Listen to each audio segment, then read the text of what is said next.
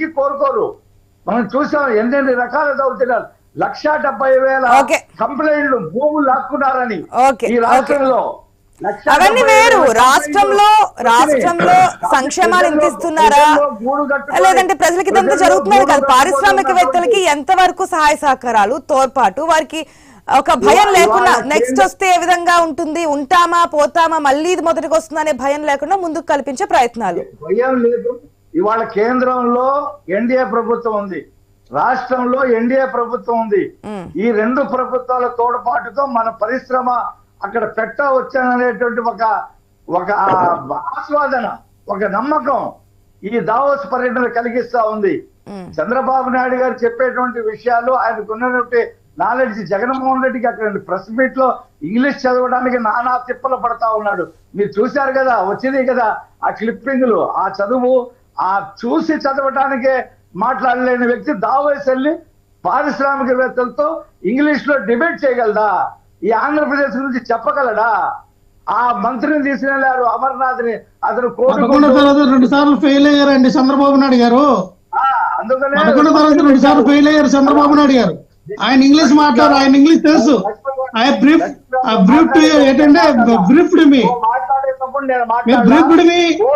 ఎందుకంటే నేను మీకు ఉన్నాను అంటే ఓటుకు నోటు కేసుకి వెళ్ళి డబ్బులు ఇచ్చినప్పుడు బ్రీఫర్ కదా, బ్రీఫర్. ఏ మాట్లాడతారు రఫీ గారు, ఏ ఇంగ్లీష్ మాట్లాడతారు చంద్రబాబు నాయుడు గారు? చూసాం ఆయన మాట్లాడిన ఇంగ్లీష్ చూసాం. 11 తర్వాత 2 సార్లు పోయినట్టుగా ఆయనే చెప్పారు. ఆయన మాట్లాడిన ఇంగ్లీష్ ఏంటో, అక్కడ ఒప్పందాలు చేసిన ఒప్పందాలు ఏంటో, తెచ్చిన కంపెనీలు ఏంటో, మీరు సృష్టించిన ఉద్యోగాలు అంటే, ఇచ్చిన ఉద్యోగాలు ఏంటో, గ్రౌండ్ లెవెల్ అయినటువంటి కంపెనీలు ఏంటో అందరూ చూస్తూ ఉన్నాం. ఎందుకు అన్ని అబద్ధాలు మాట్లాడతారు? జనసేనలో ఉండి జగన్మోహన్ రెడ్డి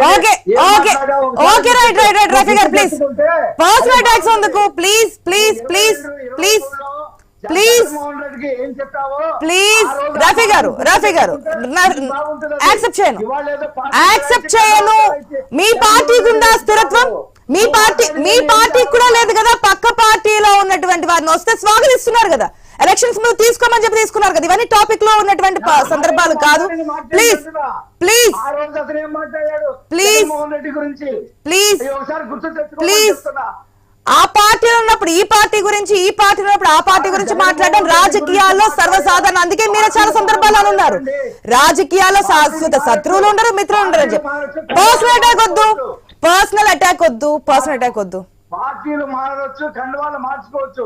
నువ్వు ఆ రోజు జగన్మోహన్ రెడ్డి గురించి మాట్లాడినటువంటి మాటలు గుర్తు తెచ్చుకోమని చెప్తున్నా నేను. అది నేను చెప్పే మాట. పార్టీల గురించి రఫీ గారు మీ పార్టీలో ఉండి ఇది చేసి మళ్ళీ వైసీపీకి తిట్టిన వాళ్ళు లేరా? మంత్రులు అయిన వాళ్ళు లేరా? ప్లీజ్ బాజీ గారు ఇప్పుడు ఆశా గారు, ఎస్, జగన్మోహన్ రెడ్డి గారు ఇండస్ట్రియలైజేషన్ కోసం, రాష్ట్ర ఆర్థిక అభివృద్ధి కోసం ఏమి పెద్దగా ఆయన దృష్టి పెట్టలేదు అన్నది వాస్తవం. కారణాలు అనేక ఉన్నాయి. ఇప్పుడు ఆయన ఒకసారి దావోస్ వెళ్ళారు, 4 డీల్స్ చేశారు. మరి 4 డీల్స్ చేసిన వ్యక్తి మళ్ళీ 4 మిగతా సంవత్సరాల్లో ఎందుకు వెళ్ళలేదు? వెళ్తే ఇంకా డీల్స్ వచ్చాయి కదా. ఆ 4 డీల్స్ కూడా లోకల్ కంపెనీసే. అరవిందో ఫార్మా వాళ్ళదే, వాళ్ళ గ్రూప్ కి చెందింది. అట్లాగే అదాని 60,000 కోట్లతోటి రినబుల్ ఎనర్జీకి సంబంధించిన ప్రాజెక్టు. అది అంతకుముందు అదాని జగన్మోహన్ రెడ్డి గారి వ్యాపార ఫ్రెండ్. ఇవన్నీ అక్కడ నుంచి వచ్చినవి కావు, అవి ఇక్కడ మా ఏర్పాటు చేసుకున్నవే. కాకపోతే ఏంటంటే ఈవేళ మరి రఫీ గారు చెప్తున్నారు, ఇప్పుడు చంద్రబాబు నాయుడు గారు వెళ్తే ఆయన మొత్తం వచ్చేస్తాయని. అది కూడా కరెక్ట్ కాదు.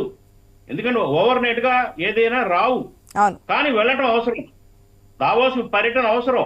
కారణం ఏంటంటే మన ఇక్కడ పరిస్థితులు ఎక్స్ప్లెయిన్ చేసే ఒక వేదిక అది. అనేక మందిని కలవచ్చు, అనేక మందిని కలిసి ఎక్స్ప్లెయిన్ చేసే అవకాశం ఉంటుంది. అట్లాగే ఏంటంటే ఇక్కడ ముందు కాంగ్రెస్ పార్టీ ముందు నుంచి చెప్తా ఉంది, ఈ రాష్ట్రానికి విభజించబడింది, ఇండస్ట్రీస్ రావాలి అంటే స్పెషల్ స్టేటస్ కావాలి. స్పెషల్ స్టేటస్ ఇస్తే ఇంత బాధ ఉండదు, ఆటోమేటిక్ గా ఇంత క్యాంపెయిన్ కష్టపడాల్సిన పని కూడా ఉండదు. ఇక్కడ స్పెషల్ స్టేటస్ కనుక ఆంధ్రప్రదేశ్ ఇప్పటికైనా కానీ కూటమి ప్రభుత్వం, తెలుగుదేశం, చంద్రబాబు నాయుడు గారు మరి మోడీ గారిని ఒప్పించో మెప్పించో స్పెషల్ ట్యాక్స్ తెచ్చుకుంటే కనుక అనేకమైన ఇండస్ట్రీ ఆటోమేటిక్ గా ఇండస్ట్రీస్ వచ్చేస్తాయండి. ఎందుకంటే ట్యాక్స్ ఎగ్జామ్షన్స్ ఉంటాయి, ఎక్స్పోర్ట్ ఇంపోర్ట్ పాలసీలో కూడా రాయితీలు ఉంటాయి, అట్లాగే లోన్స్ లో బెనిఫిట్స్ ఉంటాయి, స్కిల్ డెవలప్మెంట్ యాక్టివిటీస్ లో కూడా చాలా అడ్వాంటేజెస్ ఉంటాయి. స్పెషల్ స్టేటస్ వల్ల అదే లాభం. ఇండస్ట్రీస్ అనేకమైన ఇండస్ట్రీస్ వస్తాయి, అనేకమైన బెనిఫిట్స్ వస్తాయి, లాభసాటిగా పరిశ్రమలు నడుపుకునే అవకాశం ఉంటుంది. అట్లాగే ల్యాండ్స్ కూడా ఇంకో ప్రధానమైన అంశం ఏంటంటే గుర్తించాల్సింది, రాజకీయాలు మారినా, అనిశ్చితి ఉన్నా, ప్రభుత్వాలు మారినా స్పెషల్ క్లాస్ ఉంటే కనుక అదే పారామీటర్స్ మీద ఇండస్ట్రీస్ కలకాలం ఉంటాయి. అదే కనుక అది లేకపోతే ఈ ప్రభుత్వం మారితే వాళ్ళు లాగేసుకుంటారనే భయం, వాళ్ళు మారితే ఇంకో ప్రభుత్వం వస్తే ఇంకో థ్రెట్ ఉంటుందనే భయం ఉంటుంది ఇండస్ట్రీస్ లో, ఇండస్ట్రియలిస్ట్ లో. కాబట్టి ఏంటంటే ఇప్పటికైనా మోడీ గారు గుర్తించి ఈ రాష్ట్రానికి మరి అభివృద్ధి చెందాలంటే, ఇండస్ట్రీస్ రావాలంటే ఇప్పటికైనా గానీ ఒక ప్రత్యేక హోదాని ప్రకటిస్తే అనేకమైన ఇండస్ట్రీస్ పురోగతి వస్తాయమ్మా. సమయం లేదు. సో ఏంటంటే కేవలం క్యాంపెయిన్ తోనే సరికాదు, క్యాంపెయిన్ చేసుకోవడమే సరికాదు, ఇండస్ట్రీస్ బెనిఫిట్స్ కూడా మనం ఎక్స్ప్లెయిన్ చేయాల్సిన అవసరం ఉంది. కన్క్లూజన్ పాయింట్ అక్షయ్ గారు మేము చెప్పింది ఏంటంటే పబ్లిసిటీ కాకుండా గ్రౌండ్ లెవెల్ అవ్వాలని చెప్తాం. ఏదైనా గతంలో చంద్రబాబు నాయుడు గారు 4-5 సార్లు వెళ్ళినప్పుడు ఎన్ని కంపెనీలు తీసుకొచ్చారని చెప్పాం. మరి ఇదే చంద్రబాబు నాయుడు గారు 1992లో సత్యనారాయణ గారు మైక్రోసాఫ్ట్ లోకి వెళ్తే, ఈయన 95లో సీఎం అయితే మైక్రోసాఫ్ట్ అసలు సీఎంకు పంపించింది నేనని చెప్పుకున్నటువంటి దౌర్భాగ్యమైన స్థితిలో చంద్రబాబు నాయుడు గారు ఉన్నారంటే, 92లో ఆయన ఉద్యోగం సంపాదించుకొని మైక్రోసాఫ్ట్ లో పనిచేస్తే ఈయన 95లో సీఎం అయితే ఆయన ఎప్పుడు పంపించాడండి? అన్ని చంద్రబాబు నాయుడు గారి యొక్క విధానాన్ని, చంద్రబాబు నాయుడు గారి యొక్క విజన్ మనకు అర్థమవుతుంది. ఏంటంటే అబద్ధాలు చెప్పడంలో విజనర్ అయిన ఒక పాయింట్ స్ట్రైట్ గా అడుగుతున్నారు లక్ష్మణరావు గారు. ఒక్కసారి వెళ్ళినప్పుడు అన్ని పరిశ్రమలు తీసుకొచ్చినప్పుడు, అంత స్థాయిలో పెట్టుబడులు తెచ్చినప్పుడు ఎందుకు నెక్స్ట్ టైం ఎందుకు ట్రై చేయలేదు, ఎందుకు వెళ్ళలేదు, ఆ విజనర్ ఎందుకు చూపించలేదు అనేది. ఒక్క నిమిషం రఫీ గారు, ఒక్క నిమిషం ప్లీజ్ లక్ష్మణరావు గారు. సరే మీ చలికి భయపడి వెళ్ళలేదండి, మీరు వెళ్ళి ఏం చేశారన్నా? మీరు వెళ్ళి అక్కడ ఎందుకు టాపిక్ ని డివైడ్ చేయడం? ప్రజలు చూస్తున్నారు, పాయింట్ మాట్లాడదాము. ఆన్సర్ కావాలా వద్దా రఫీ గారు? ప్లీజ్ రఫీ గారు ప్లీజ్ వినండి సార్,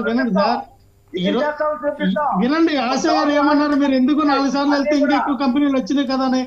సార్ ఇప్పుడు పర్యటన అనేది రఫీ గారు ప్లీజ్, రఫీ గారు ప్లీజ్. ఎస్ లక్ష్మణరావు గారు ప్లీజ్ కంక్లూడ్. రఫీ గారు స్పెషల్ గా డిబేట్ పెట్టుకుందాం మనందరం. రైట్ ఇంకెందుకు మరి వినాలి కదా మీరు ఓపిక లేకపోతే. అయితే ఆశ మేము అనేది ఏంటంటే 4 సార్లు వెళ్ళామా? రఫీ గారు ప్లీజ్ అండి, రఫీ గారు సమయాన్ని వృధా చేస్తున్నారు. ప్లీజ్ ఒక నిమిషం వెయిట్ చేయండి. మీరు మాట్లాడారు కదా, ప్లీజ్ ఆన్సర్ తెలుసుకునే ప్రయత్నం చేద్దాం. వినండి రఫీ గారు, కనుక్కోవాలి కదా, ఆన్సర్ తెలుసుకోవాలి కదా. నేను మధ్యలోకి ఇంట్రెస్ట్ చేస్తే ఎలా